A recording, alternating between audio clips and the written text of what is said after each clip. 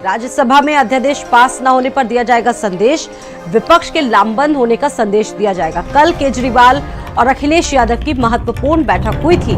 दिल्ली में अध्यादेश को लेकर एक नया संदेश देने की कोशिश।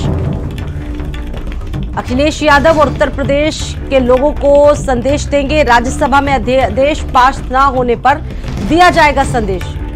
कल इन सभी नेताओं ने एक संयुक्त प्रेस कॉन्फ्रेंस भी की थी। विपक्ष 2024 से पहले लामबंद स्थिति में दिख रहा है और ऐसे में अब एक नए समीकरण भी बन रहा है 2024 के लिए। दिल्ली में अध्यादेश को लेकर एक तरफ जहां देश भर में अपना समर्थन जुटा रहे हैं, दिल्ली के मुख्यमंत्री केजरीवाल कल इसी सिलसिले में मुलाकात करने पहुंचे थे। उत्तर प्रदेश में आम आदमी पार्टी का पूरा डेलीगेशन पहुंचा था, जिसमें भगवंत मान मौजूद थे, अरविंद केजरीवाल मौजूद थे, संजय सिंह मौजूद थे। संदीप खेर हमारे साथ मौजूद हैं और ज्यादा जानकारी देंगे। संदीप, कल एक नई पिक्चर बनी, एक नई तस्वीर बनी है। मायने तो सभी अब समझ रहे हैं कि विपक्ष अब लामबंद होने की कोशिश कर रहा है, लेकिन आम आदमी पार्टी और समाजवादी पार्टी 2024 की तरह से अगर इस तरह से एकजुट होने की कोशिश करे तो इससे क्या कुछ नए परिणाम देखने को मिल सकते हैं?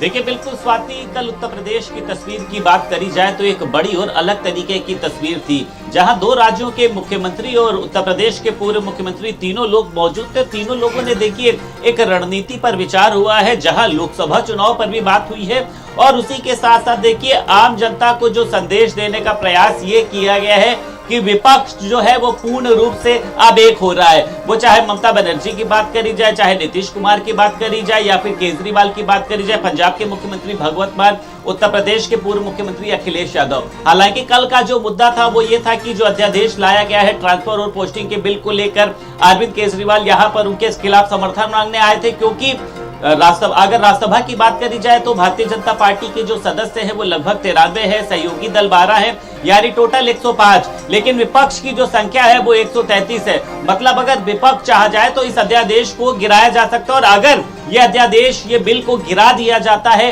तो आम जनता में एक बड़ा मैसेज जाएगा और कहीं ना कहीं से इसका जो नुकसान है, जो खामियाजा है, वो भारतीय जनता पार्टी को उठाना पड़ेगा, क्योंकि आम जनता समझेगी कि विपक्षी जो है वो उनमें एकता जो है बन रही है। तो ऐसे तमाम मुद्दों को लेकर बात हुई है। अखिलेश यादव ने खुद कहा है कि हम लोग ऐसे तमाम मुद्दों को लेकर लोगों के बीच में जाएंगे कि विपक्ष पूर्ण रूप से एक हो चुका है। वो चाहे दिल्ली की बात करी जाए, चाहे पंजाब की बात करी जाए, चाहे उत्तर प्रदेश की बात करी जाए, चाहे बिहार की बात करी जाए, तेलंगाना की बात करी जाए, तमाम जगहों का जो विपक्षी दल है वो अब एक हो रहा है। 2024 में जनता को एक बड़ा संदेश देने का प्रयास किया जा रहा है कि किस तरीके से भारतीय जनता पार्टी ने लोगों के हक को छीनने का काम किया है।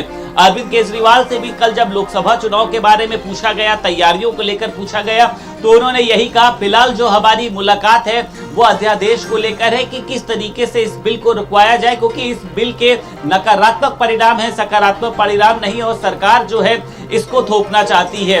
काफी लंबे समय तक ये बैठक चली। अब आने वाले देखिए समय में पता लगेगा कि ये अध्यादेश गिरता है, विपक्षी एकता जो है वो कितनी एकजुट हो पाती है। मंच पर साथ में रहने का ये मतलब नहीं होता है कि उनका समर्थन उस पार्टी को मिल रहा है कि नहीं मिल रहा है। अगर ये अध्यादेश गिरा दिया जाता है तो इसका जो एक मैसेज है वो 2024 के लोकसभा चुनाव में भी जाएगा। बिल्कुल, एक बहुत बड़ा मैसेज जाएगा और ये मजबूत टक्कर किस तरह से दी जा सकती है ये भी देखने को मिलेगा। आपका बहुत शुक्रिया संजीव, जानकारी देने के लिए संदीप। और संजीव, जीवा हत्याकांड से जुड़ी बड़ी खबर है। 357 बोर की अमेरिकन अल्फा रिवॉल्वर से हत्या की गई थी। 5 से 6 लाख रुपए में मिलती है ये रिवॉल्वर। भारत में ये रिवॉल्वर